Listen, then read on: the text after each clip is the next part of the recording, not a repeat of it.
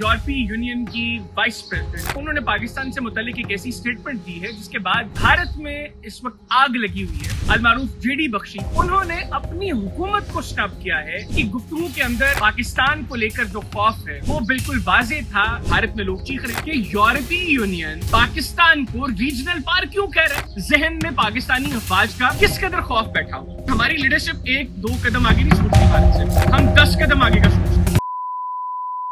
बिस्मिल्लाहिर्रहमानिर्रहीम, अस्सलाम वालेकुम। आप देख रहे हैं आजाद डिजिटल, मैं हूं हैदर हयात खान। 2 बड़ी अहम खबरें हैं जिनके ऊपर आज के इस वीडियो के अंदर हम गुफ्तगू करेंगे। एक तो यूरोपीय यूनियन की वाइस प्रेसिडेंट, उन्होंने पाकिस्तान से मुतालिक एक ऐसी स्टेटमेंट दी है जिसके बाद भारत में इस वक्त आग लगी हुई है और भारतीय एक्सपर्ट्स जो हैं, जो डिफेंस के मामला को समझते हैं, जो फॉरेन अफेयर्स की मामला को समझते हैं, वो टूट कर पड़ गए हैं भारतीय हुकूमत को।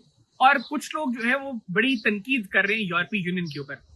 वो डिटेल्स क्या है इस वीडियो के अंदर आपको तफसीलात उसकी बताऊंगा। फिर भारत से major general retired Gagandeep Bakshi, अलमारूफ जेडी बख्शी, उन्होंने अपनी हुकूमत को स्टॉप किया है, अपनी मिलिट्री लीडरशिप को स्टॉप किया है और उनकी गुफ्तगू के अंदर पाकिस्तान को लेकर जो खौफ है वो बिल्कुल वाज़ेह था।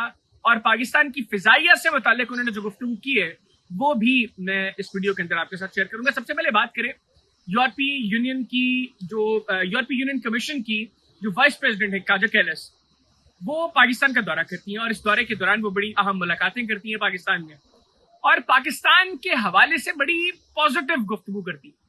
अच्छा, इससे पहले थोड़ा सा जिक्र करें, चंद माह कबल हमने देखा कि भारत का और यूरोपीय यूनियन के दरमियान एक बड़ा ट्रेड मुआहदा हुआ जिसको भारत ने मदर ऑफ ऑल डील्स करार दिया।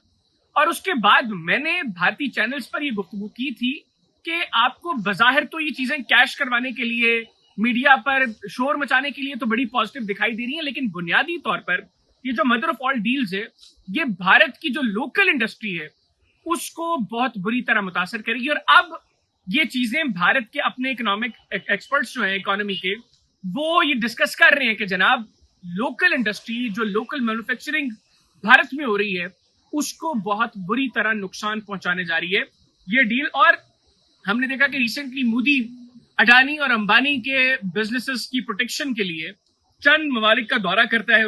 उसके हवाले से वो यूरोप में भी गया और नॉर्वे में जो कुछ हुआ वो तो सबको याद है, जिस तरह वहां पर सवालात हुए और वो जाहिल बेगैरत किसी भी सवाल का जवाब दिए बगैर वहां से रफू चक्कर हो गया। और हमने तभी बताया कि यार ये घटिया जाहिल आदमी ये इस काबिल नहीं है कि अपने मुल्क के मीडिया का सामना कर सके, जो गोदी मीडिया है, बीजेपी का पेड मीडिया है, जो इनकी इजाजत के बगैर एक लफ्ज नहीं बोलते, ये उनके सवालात का जवाब नहीं दे सकता। तो ये फ्री मीडिया का किस तरीके से सामना करेगा।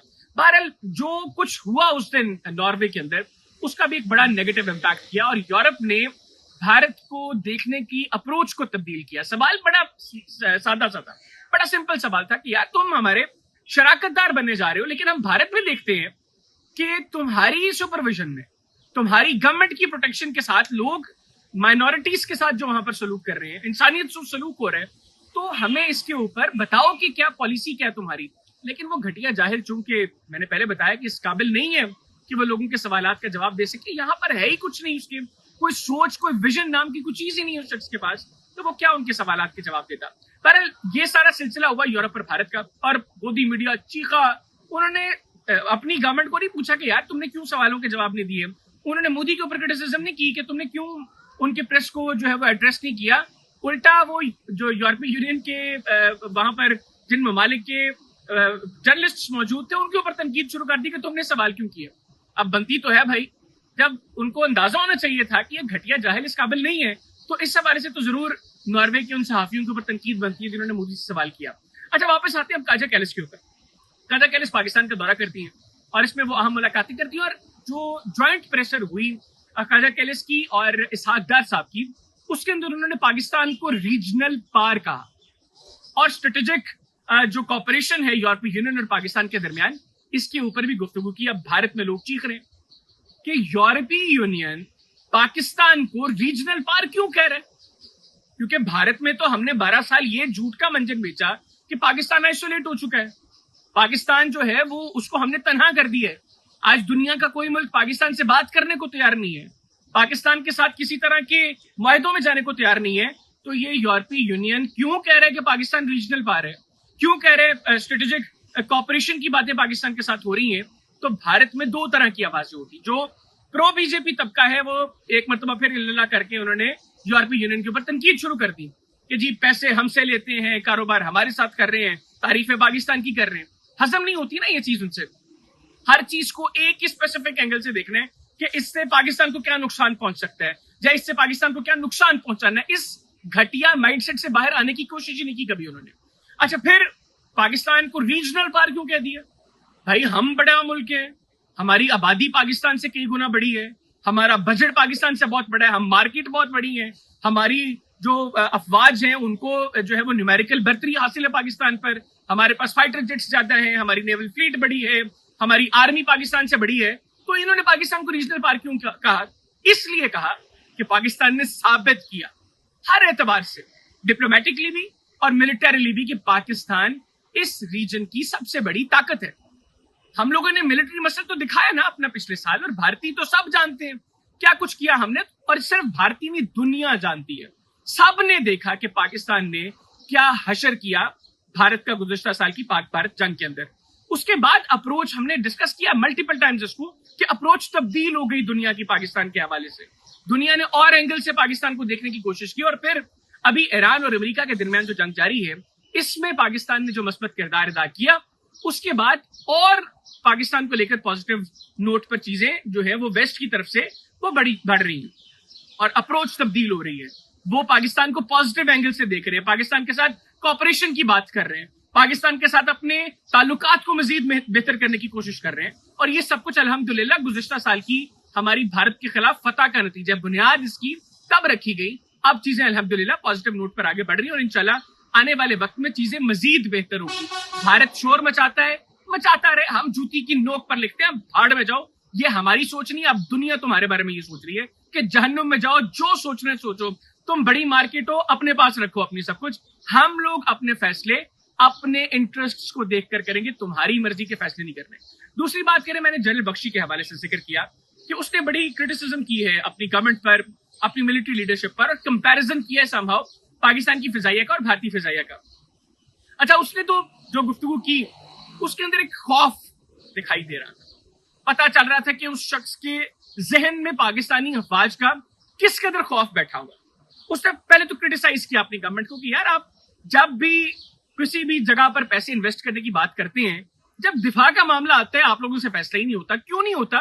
क्योंकि वहां पर अप्रोच ही क्लियर नहीं है।